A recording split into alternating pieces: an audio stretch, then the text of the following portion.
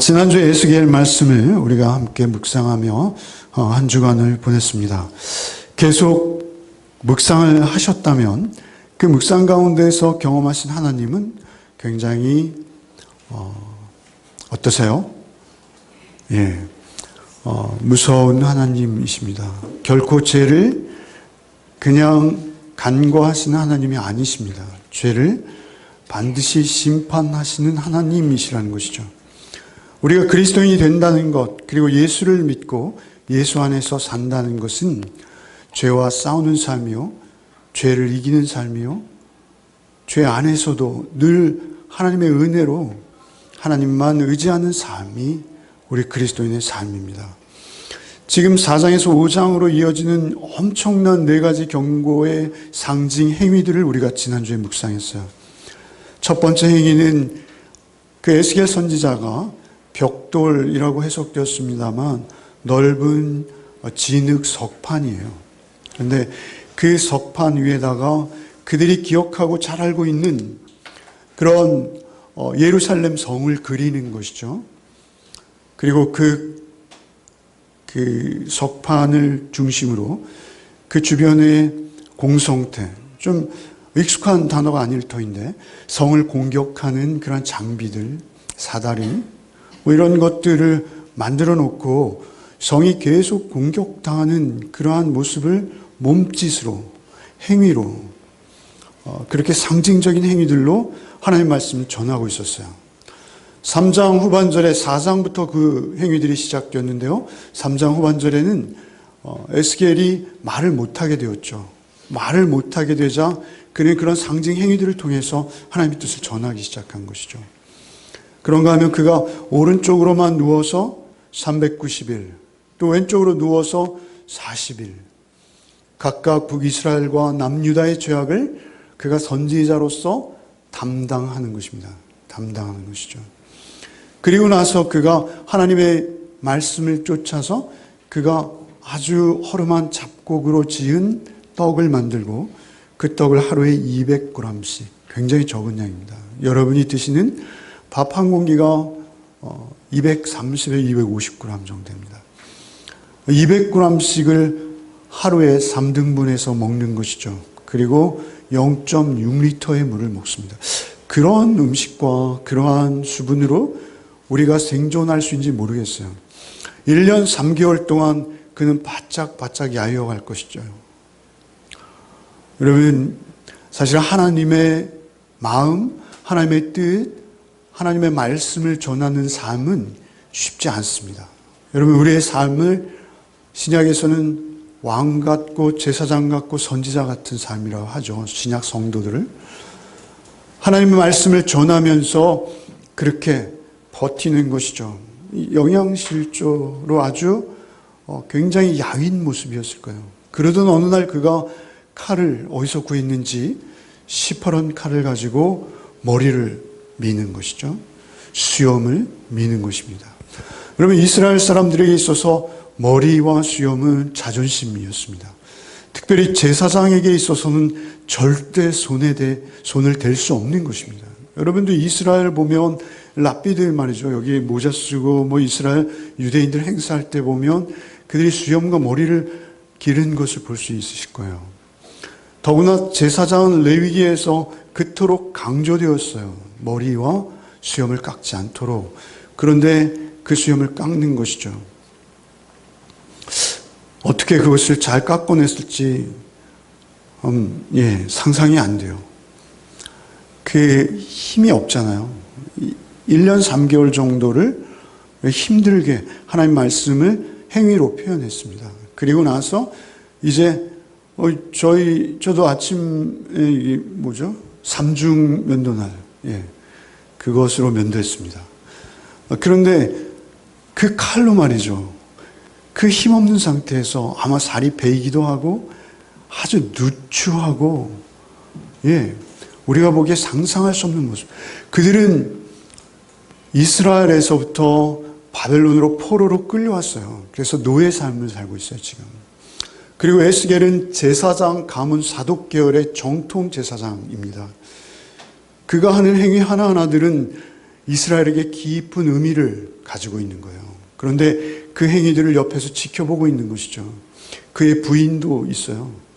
그의 부인도 그가 한쪽으로만 390일을 누워서 꼼짝도 안 하고 몸을 묶은 채로, 그리고 식사 때문에 겨우 일어나서 그 보잘것없는 음식을 먹고, 그것도 인분으로 처음엔 땔감을 삼으려 하셨는데 에스겔이 하나님께 허락을 얻어서 소똥으로 밥을 짓습니다. 떡을 굽습니다.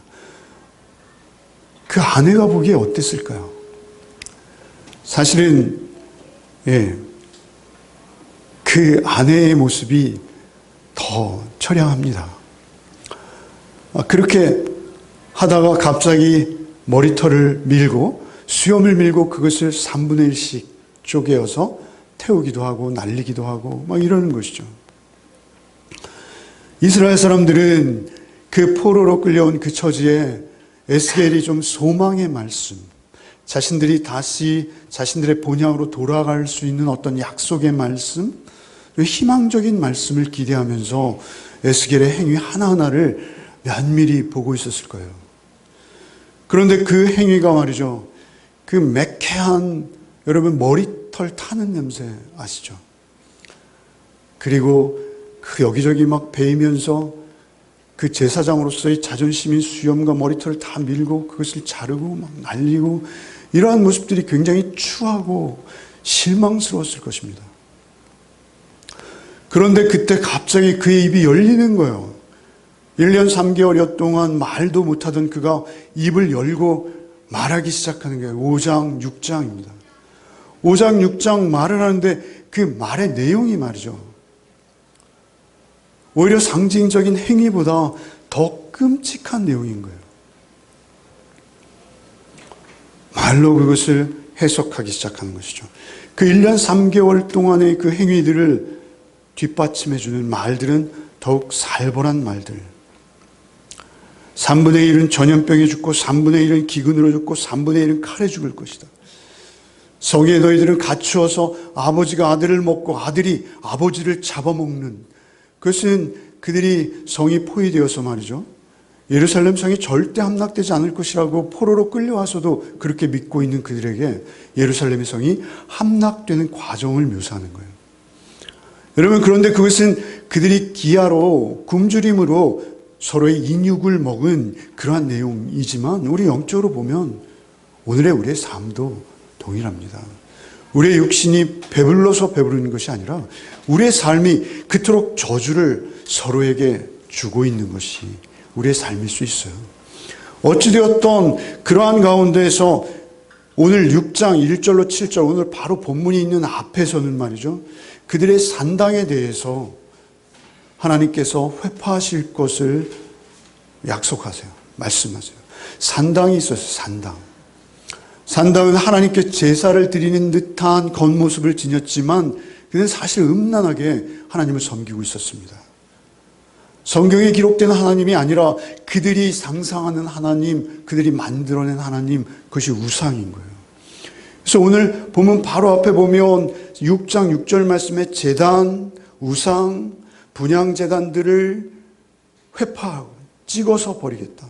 그런데 그것은 너희가 만든 것이다, 이렇게 말씀해요. 너희가 만든 것. 그 만든 것을 다 없애버리시겠다라고 하시는 거예요. 그러다가 이제 오늘의 본문을 주시는 거예요. 사실은 오늘 본문은 굉장히 소망적인 말씀입니다.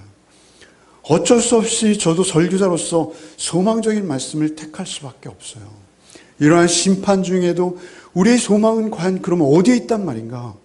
이토록 깊은 절망에서 우리는 멸망받을 수밖에 없는 존재인가? 여기에서 우리가 한 줄기 빛을 보는 것이죠. 8절부터 읽겠습니다. 8절 읽겠습니다.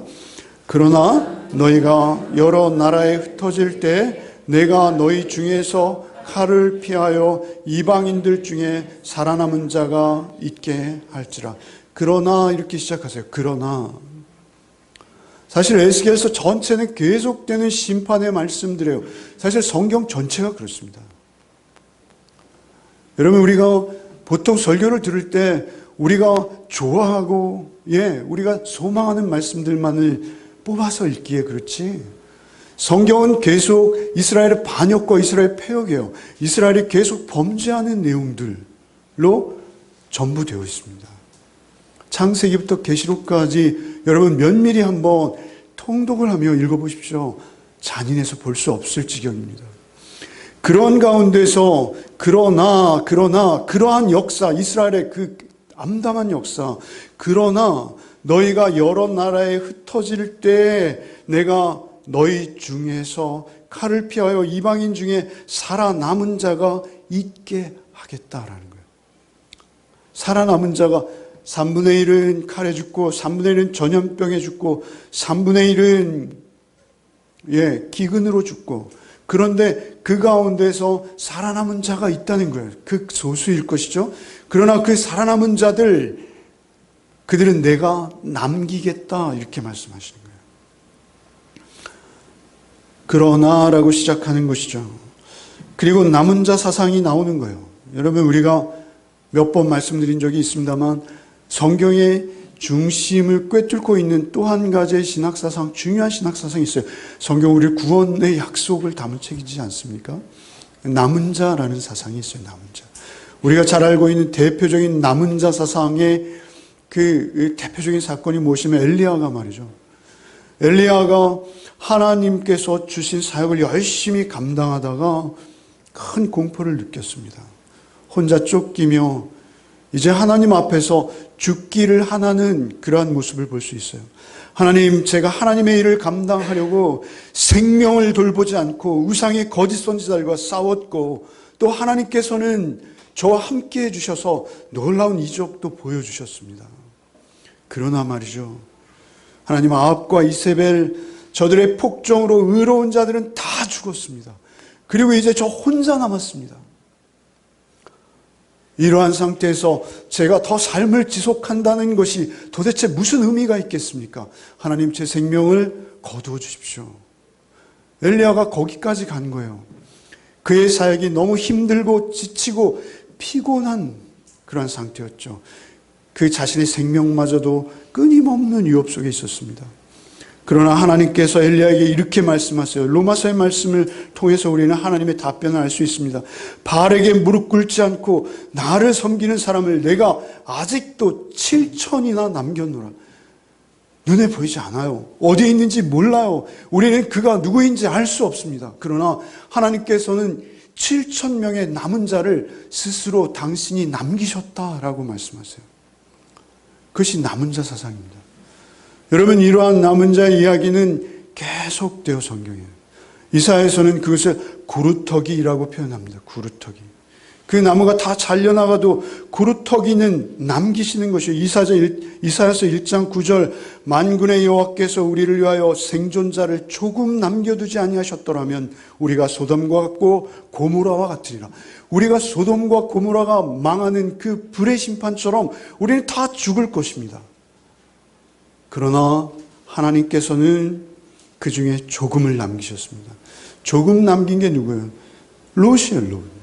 롯과 그 딸들입니다. 롯의 아내마저 소금 기둥이 되어버렸어요. 그런데 그 롯과 그 딸들의 상태를 우리가 알지 않습니까? 롯이 무슨 의인입니까? 그 딸들이 무슨 의인입니까? 그 딸들의 행위를 우리가 알지 않습니까? 그들이 의로워서 남긴 것이 아니라 하나님께서 은혜로 남긴 거예요. 여러분, 성경은 변함없이 우리에게 끊임없이 반복하세요. 의인은 없나니 하나도 없다. 선을 행하는 자도 없다. 그래서 하나님께서 남기시지 않으면, 하나님 은혜로 누군가를 남겨주지 않으면 우리는 살 수 있는 자가 없는 거예요. 우리 존재가. 성경은 그것을 말씀하시는 것입니다. 그런데 말이죠, 그 가운데 하나님께서 남긴 자들의 특징이 있다는 거예요. 남긴 자들의 지울 수 없는 한 가지 특징이 있다는 거예요. 남긴 자들만 갖는 그들의 어떤 존재적 특징. 여러분, 우리가 거기에 속해야 될 줄 믿습니다. 그들의 존재의 특징은 무엇인지 우리 9절 한번 같이 읽어보겠습니다. 한번 읽어보겠습니다. 너희 중에서 살아남은 자가 사로잡혀 이방인들 중에 있어서 나를 기억하되 그들이 음란한 마음으로 나를 떠나고 음란한 눈으로 우상을 섬겨 나를 근심하게 한 것을 기억하고 스스로 한탄하리니 이는 그 모든 가증한 일을 행하였습니다. 남은 자들이 있어요. 그런데 그 남은 자들의 특징은 말이죠, 죄를 짓지 않은 자가 아니에요. 남은 자들은 완전한 의를 지닌 자들도 아니에요. 그들은 자신의 죄를 깨닫고 스스로 한탄하며 돌이킨 자들입니다. 하나님을 기억하게 된 자들이에요. 오늘 본문의 표현대로 하면 그 이방인들 중에 섞여 살며 하나님을 모르는 자들, 그들 가운데 그들이 섞여 살며 나는 은혜로 하나님이 나를 남기시고 부르셨습니다 라는 것을 자각하고 하나님을 기억해낸 자들이에요. 그들이 고백하는 것은 무엇입니까? 나는 음란한 마음을 지녀 음란한 눈으로 우상을 섬겨 하나님을 근심하게 했습니다. 이 고백을 하는 자들이에요. 오늘 본문 9절에 뭐라 하십니까? 음란한 마음으로 음란한 눈으로 우상을 섬겼습니다 라고 남은 자들이 고백하고 있는 것이죠. 여러분, 성경에 하나님과 우리의 관계를 표현하는 가장 중요한 여러 가지 개념들이 있습니다만은 우리가 이해하기 쉽도록 하나님은 당신을 신랑이라 하시고 우리를 신부라 하십니다. 하나님과 우리의 관계를 부부의 관계로 표현하세요. 부부에게 가장 중요한 것이 무엇일까요? 부부에게 가장 중요한 것은 경제적 능력 아니라고 생각합니다. 성경엔 그렇게 말하지 않아요. 부부에게 가장 중요한 한 가지가 있습니다. 그것이 없으면 부부로 인정되지 않아요. 부부가 뿌리를 두고 상대를 향해서 지켜야 될 의무가 있습니다. 그것은 서로를 향한 신뢰입니다. 서로 음란하지 않는 거예요. 마음으로, 눈으로. 서로의 관계 속에서 약속을 지키는 것입니다. 그 약속을 지켜내는 것이 부부가 부부되게 하는 가장 중요한 근본이에요. 그것이 흔들리면 부부는 부부일 수 없습니다.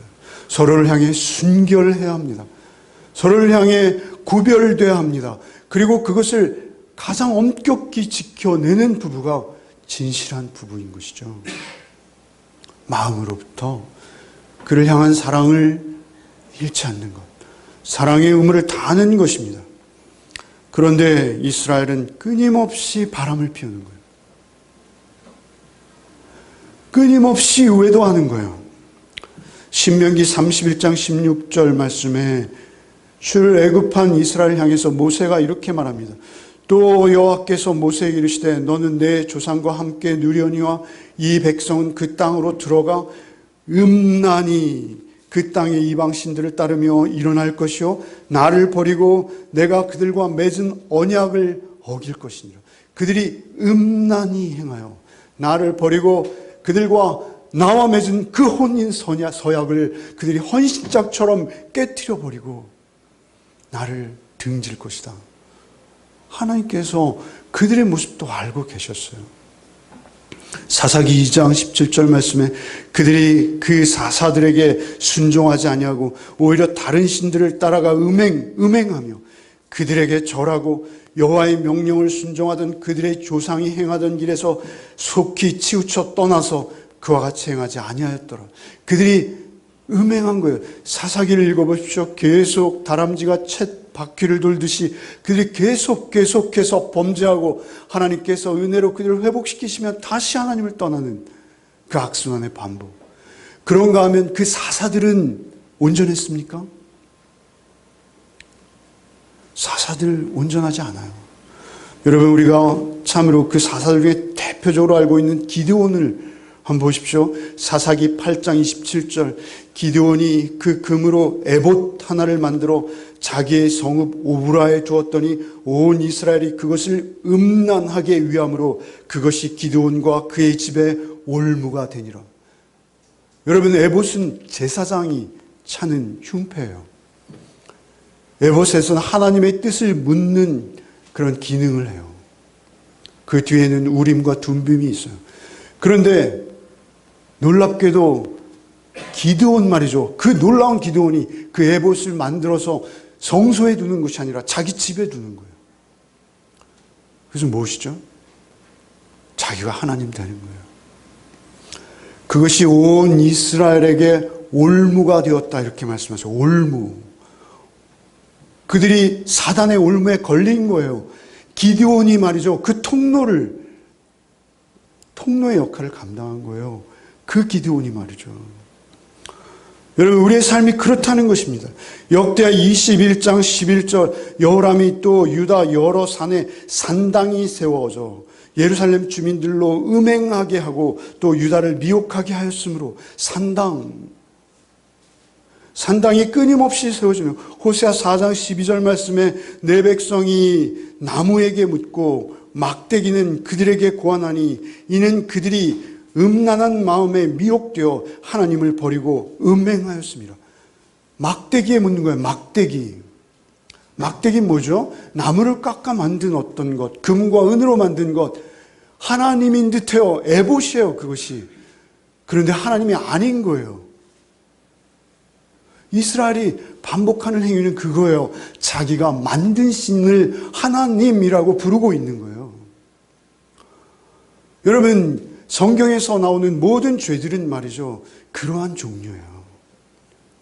그러한 종류예요. 본문의 음란한 마음, 음란한 눈, 계속 반복, 2번씩이나 마음과 행동이 말이죠, 음란하다는 거예요. 그런데 그것을 스스로 안 거예요. 어떤 무리들이, 하나님께서 남긴 무리들이 내 존재를 안 거예요. 그래서 오늘 본문에 보면 스스로 한탄한다 이렇게 말씀하세요. 스스로 한탄하여. 내 눈은 쉴 새 없이 간음하는 자요. 내 마음은 쉴 새 없이 간음할 수 있는 자임을 내가 아는 거예요. 그리고 스스로 한탄하는 거예요. 스스로 한탄한다. 이 한탄한다는 것은 히브리어의 문자적 의미가 말이죠, 혐오한다, 증오한다, 베어낸다, 베어낸다. 특별히 컷업, 베어내는 거예요. 칼로, 날카로운 칼로 베어내는 거예요.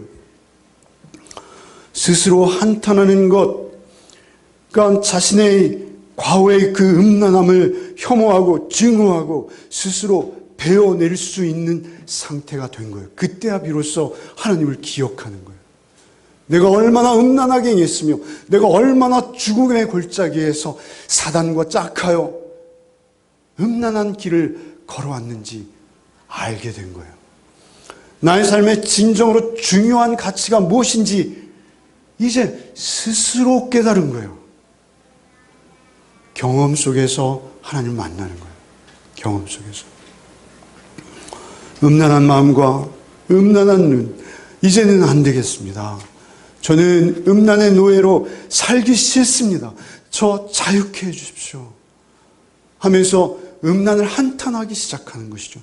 비록 비참한 바벨론의 노예살이, 그렇지만 그들이 이제 그 음란한 눈과 음란한 마음을 버리고 하나님을 기억하기 시작한 거예요. 마음을 베어내는 행위를 스스로 하기 시작한 거예요. 마음을 베어내는 행위를 스스로 하기 시작. 예레미야 4장 4절, 유대인과 예루살렘 주민들아, 너희는 스스로 할 일을 행하여 너희 마음 가죽을 베어내고 나 여호와께 속하라. 그리하지 아니하면 너의 악행으로 말미암아 나의 분노가 불같이 일어나 사르리니 그것을 끌 자가 없으리라. 여러분, 에스겔에 보면 계속 칼의 심판이 나오는데 그 칼을 들고 이스라엘을 쫓아오는 분이 누구세요? 하나님이세요. 계속 반복해서. 하나님은 사랑의 하나님이시기 이전에 불의를 용납하실 수 없는 완전한 의의 하나님이세요. 그 완전한 의의 하나님을 우리가 기억하며 그 하나님을 경외하며 섬길 수 있는 길은 내가 흙으로 빚어졌으나 하나님을 떠난 아담의 후손이라는 것을 잊지 않는 거예요. 그게 남은 자예요. 요엘서 2장 13절 말씀에 너희는 옷을 찢지 말고 마음을 찢고 너희 하나님 여호와께로 돌아올저다. 그는 은혜로우시며 자비로우시며 노하기를 더디하시며 인애가 끝이사 뜻을 돌이켜 재앙을 내리지 아니하시나니. 하나님께서 우리가 마음을 찢을 때마다 하나님은 우리를 사랑으로 품으십니다. 하나님께서는 우리가 그 마음을 찢고 회개하며 주께 돌이킬 때마다 여지없이 하나님은 우리를 변함없이 품어주시는 하나님이십니다. 이방인들 가운데 살면서 비로소 하나님을 깨닫고 자책하기 시작한 것입니다. 하나님께서 바로 이 자책을 그들이 스스로 한탄하기를 기다리고 계셨던 것이죠. 하나님께 돌아와 생명을 얻게 된 것입니다. 결국 하나님께서 은혜로 남은 자들을 두시고 그들을 이방인 가운데서도 하나님을 기억하며 하나님 앞에 끊임없이 돌이키는 자들로 세워가시는 것이죠. 이스라엘의 소망은 불순종하는 많은 사람들에게 있지 않습니다.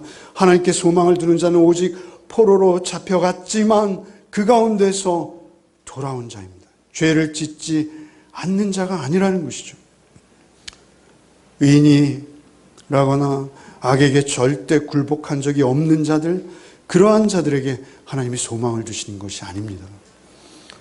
오히려 우리는 죄인이고 악에게 때로는 굴복한 나약한 모습이었지만 이제는 그것이 너무나 증오스럽고 혐오스럽고 너무나 싫어서 이제 그것을 베어내고라도 하나님께 돌아오겠습니다. 돌아오게 해 주시옵소서.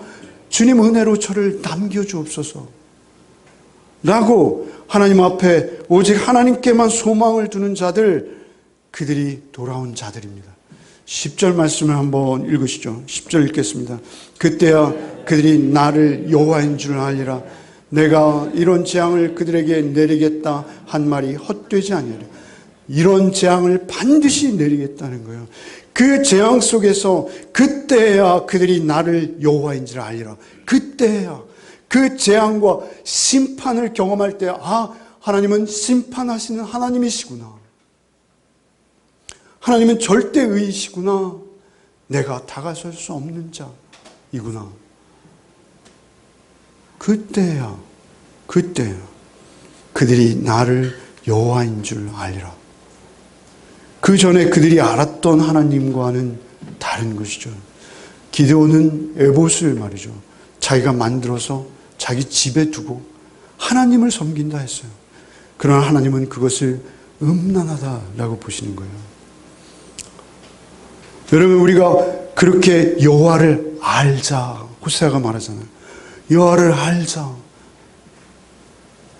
여호와를 아는 것은 하나님이 어떤 분이신지 우리의 삶 속에 경험을 통해서 아는 거예요. 경험을 통해서 알 수밖에 없어요. 여러분, 내가 하는 짓이 얼마나 알량하고 음란한지를, 정말 구역질나는 짓을 아무렇지도 않게 할 수 있는 자라는 것을 알 때야 우리는 하나님께 나갈 수 있습니다. 그것을 깨닫게 해주신 분, 그 하나님, 그 하나님의 심판대 앞에 내가 설 수밖에 없다는 것, 내가 언제 어느 자리에서 하나님을 만나게 될 수밖에 없는, 그런데 그 자리를 나는 몰라요. 우리의 육신이 너무 약해요. 어디에서 무슨 일을 당할지 우리는 모르는 자들이에요. 그런데 그때 내가 하나님 앞에 설 수밖에 없는 자라는 것을 늘 알고 하나님 앞에 구비되어 겸비된 자의 모습. 여러분, 그것은 말이죠, 이스라엘에 단순히 혈통적으로 속하고 교회에 등록 카드를 낸다고 되는 것이 아닙니다. 여러분, 그것은 전혀 다른 거예요. 동일한 사람이지만, 겉모습은 동일한 사람이지만 그 이전과 그 이후는 전혀 다른 거예요. 여러분, 예수께서 돌아온 탕자의 비유를 하시죠. 돌아온 탕자의 비유를 하세요. 그것은 첫째 아들에 관심이 있는 게 절대 아니세요.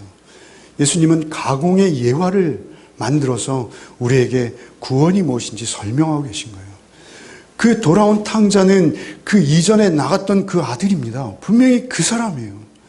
그러나 그가 나갔다가 돌아왔을 때 그는 전혀 다른 사람이에요. 전혀 다른 사람이에요. 동일한 사람인데 다른 거예요. 비슷한데 전혀 같지 않은 거예요. 그 존재가 변화된 거예요.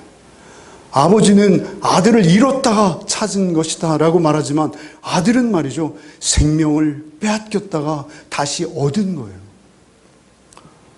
아버지가 그가 들어오자 옷을 입히고 인장반지를 끼우고 그를 씻기고 소를 잡고 잔치를 하고, 이 모든 것들은 오직 아버지의 목적이셨어요. 사실은 성경에서 우리를 구원하시고 구원자의 경건과 거룩의 삶을 살게 하시고자 하시는 하나님의 목적을 이루시고자 하나님이 그렇게 우리를 섭리하시고 인도하신 거예요. 그 고통과 그 환난, 그 아픔을 우리가 경험하지 않았다면 우리는 하나님 몰랐을 거예요. 그 과정을 통과했을 때 비로소 하나님을 아는 거예요. 내가 얼마나 끔찍한지 아는 거예요. 그리고 예수로만 내가 구원 얻을 수밖에 없는 자라는 것을 알게 되는 거예요. 그때 우리 그것을 남은 자라 성경은 말씀하시고 그것을 그리스도인이라는 거예요. 그리스도인은 그 이전과는 다른 거예요. 비슷하나 전혀 다른 거예요. 이제는 이전처럼 살 수 없는 거예요.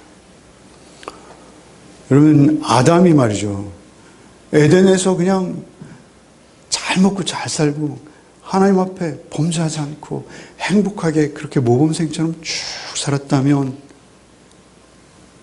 아담은 그냥 아담인 거예요. 근데 그런 생활도 지치고 피곤할 것 같아요, 저는. 하나님께서는 우리를 말이죠, 우리의 마음 깊은 곳, 우리의 영혼의 가장 깊은 곳에서 하나님은 당신에게 향하는 진지하고 진실한 영혼으로 우리를 세우시기 원하시는 거예요. 오히려 그 악의 구덩텅이 속에서 하나님을 바라보는 자로 살기 원하시는 거예요. 그래서 그 냄새나고 추하고 어둡고 악한 곳에서 너희는 빛이다, 너희는 소금이다, 이렇게 말씀하시는 거예요. 왜? 우리 존재가 그 전과 달리 변화되었기 때문에 그래요. 십자가로 변화된 거예요. 개인적으로 우리는 말이죠, 그러나 전혀 반대의 삶을 살기 쉬워요. 늘 나를 포장하고 나를 멋지게 증명해내고, 그리고 주변 사람들에게 뭔가 긍정적인 시선을 얻기 위해서 그게 우리의 삶의 목적이 될 수 있어요. 그런데 그것은 우상을 섬기는 거라 하는 거예요. 그것은 나를 섬기는 거예요. 내 존재의 가치를 높이기 위해서 나의 모든 것을 거기다 드리는 것이죠. 그러나 우리는 달라요.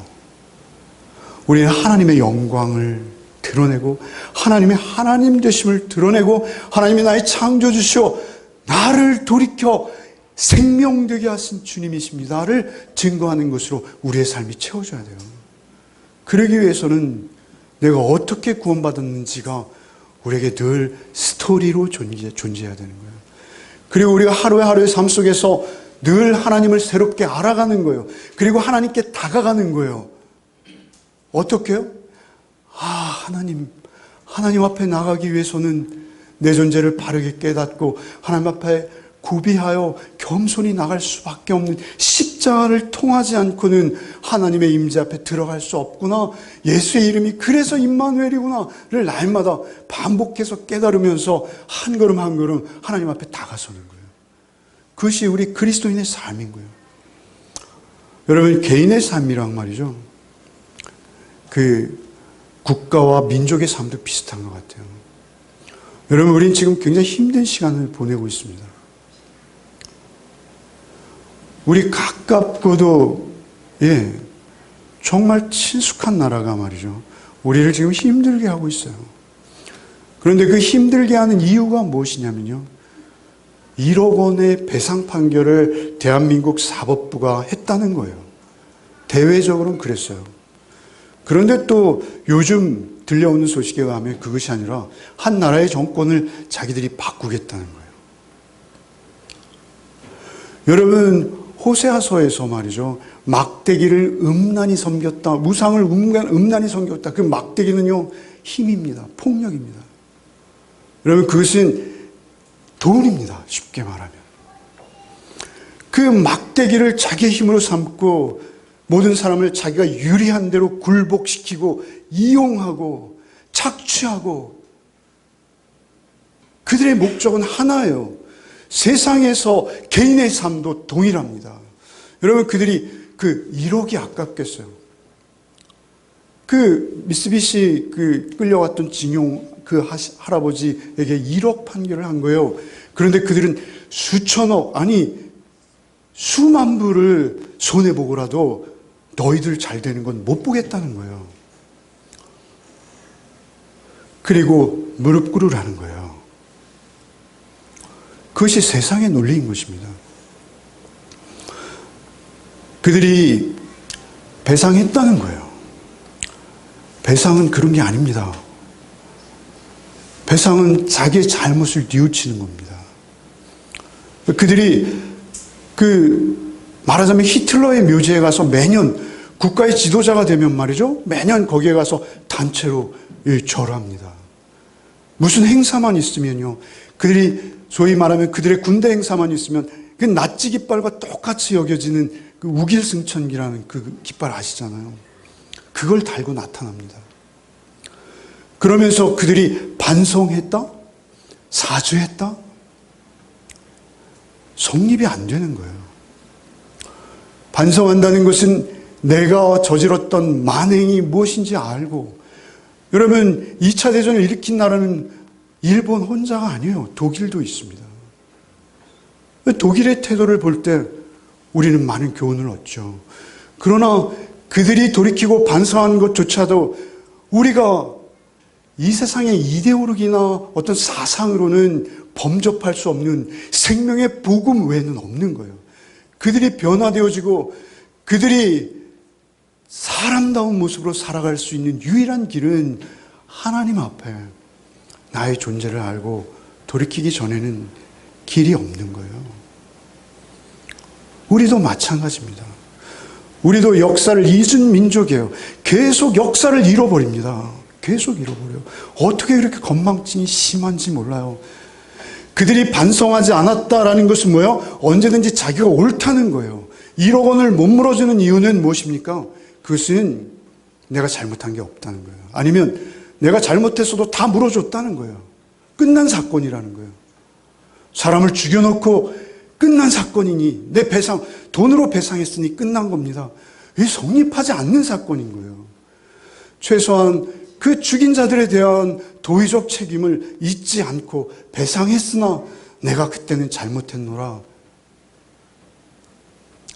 그게 마땅한 도리인 거예요.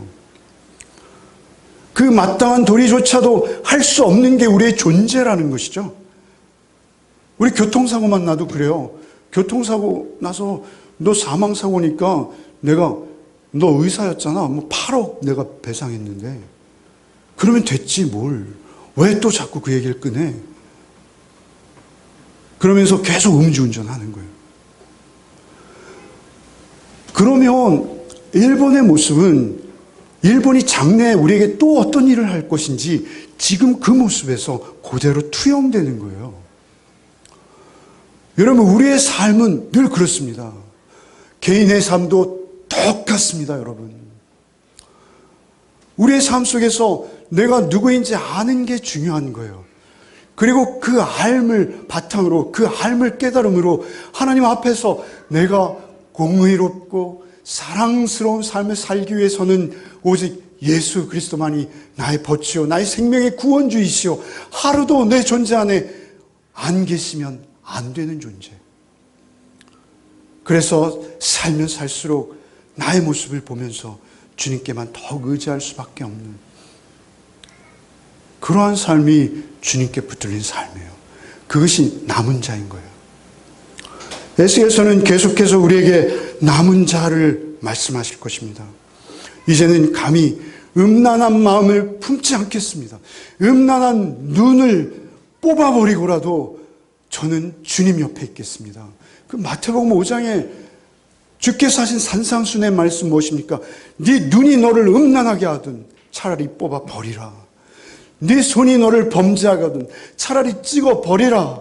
내 발이 너를 죄짓게 하거든 찍어버리라는 것입니다.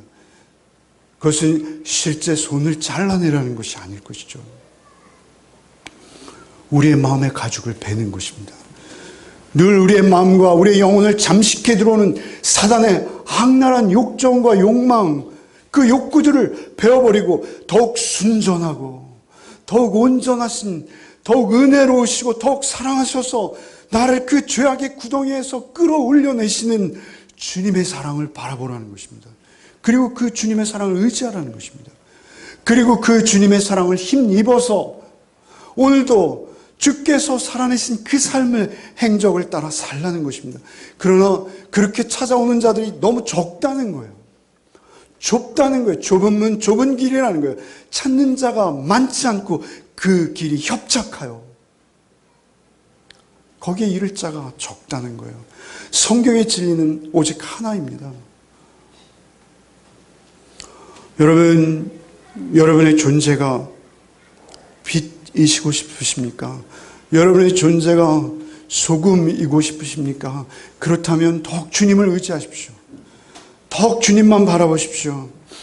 이방인들 가운데서도 이방인들이 온통 둘러싸여져 있어서 도대체 의인은 하나도 없는 그러한 상황, 우리의 눈에 보기에 그러한 상황 속에서도 하나님은 남은 자를 두신다 약속하셨습니다. 이제 신약시대를 사는 우리에게 있어서 남은 자는 말이죠, 우리의 의지를 꺾고 주의 말씀 앞에 나를 쳐서 복종시키며 늘 주님을 나의 인격의 중심에 모시고 나의 죄를 대신해 당신을 베어버리신 주님만 믿습니다. 주님만 의지합니다. 그것이 여러분의 삶이 되시길 바랍니다. 그러면 여러분의 삶에 놀라운 주께서 허락하신 열매들이 맺히기 시작할 줄 믿습니다. 그것은 여러분이 맺는 열매가 아니라 여러분 안에 찾아오신 주께서 사랑과 희락과 화평과 오래 참음과 자비와 양성과 충성과 온유와 절제와 같은, 여러분 하나하나 묵상해 보십시오. 이 절대 가치들이 이 땅에 있는 돈과는 비교할 수 없는 가치입니다.